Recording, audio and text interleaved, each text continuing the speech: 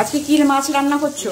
কাতলা মাছই রান্না করছি আজকে, আলু আর পটল দিয়ে করছি। ও, কাতলা মাছ আজকে আলু পটল দিয়ে ঝোল। তো মাছ ভাজা চাপিয়ে দিয়েছো? তো মাছটা ভাজা হোক, তারপর দেখছি তুমি কিভাবে আলু পটল দিয়ে তরকারিটা করো। নমস্কার বন্ধুরা, সিস্টার টেস্টি কিচেন আপনাদের সবাইকে স্বাগত জানাচ্ছি। আজকে টেস্টি কিচেনের রেসিপি মায়াদি করছে কাতলা মাছ দিয়ে আলু পটল দিয়ে কাতলা মাছের ঝোল। গরম তো, মানে এত গরমের জন্য আর হালকা পাতলা রান্না করছে। যেরকম করে করছে হালকা পাতলা রান্না, তাতে খেতেও ভালো লাগবে আর সামান্য রেসিপি, একদম সিম্পল রেসিপি, আমার মম রেসিপি। বন্ধুরা, এখানে মাছটা ভাজা হয়ে গেছে, এবার তেল ঝরিয়ে তুলে নিচ্ছে। এবার ভেজে নেব কেটে রাখা পটলগুলো, একটু হালকা করে ভেজে নেব। বন্ধুরা, এখানে আমার পটলগুলো হালকা ফ্রাই হয়ে গেছে, এবার এটাকে তেল ঝরিয়ে তুলে নেবে। বন্ধুরা, দিয়ে দেবো গোটা জিরে ফোড়ন, আর তারপরে দিয়ে দেবে এখানে জিরে, আদা, লঙ্কা বাটা।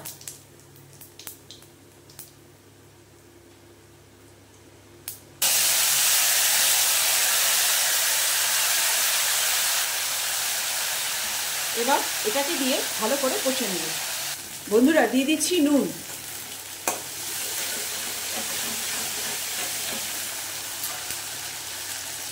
দিয়ে দিচ্ছি হলুদ। এবার এটাকে দিয়ে ভালো করে কষে নেবে। বন্ধুরা, কেটে ধুয়ে রাখা আলুটা এবার মশলা দিয়ে কষে নেবে। বন্ধুরা, এখানে আমার মশলার সঙ্গে আলুটা কষা হয়ে গেছে, এবার দিয়ে দেবো জল।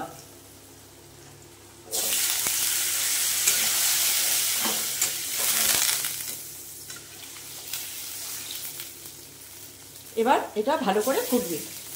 বন্ধুরা, এখানে জল খুব ফুটে গেছে, এবার দিয়ে দেবো ভেজে রাখা মাছ আর পটলগুলো।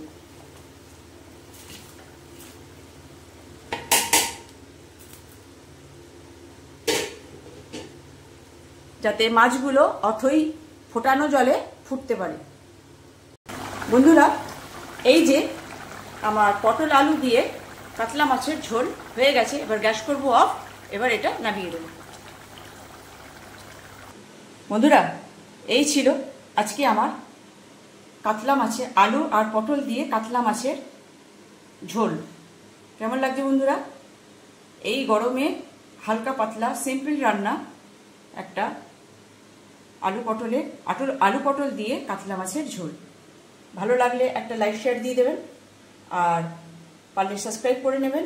আর যদি আপনারা ফেসবুক থেকে দেখেন, তাহলে আমার ফেসবুকের পেজটা ফলো করবেন, তাতেও রেসিপি আমার দেওয়া থাকে। তো বন্ধুরা, এই ছিল আজকে আমার একটা সিম্পল রান্না মম রেসিপি, আলু পটল দিয়ে কাতলা মাছের ঝোল। কেমন লাগছে বন্ধুরা? এই একটা সামান্য রেসিপি আপনারা বানিয়ে খাবেন আর এনজয় করবেন। রাখছি বন্ধুরা, বাই। আর এই গরমে সুস্থ থাকবেন।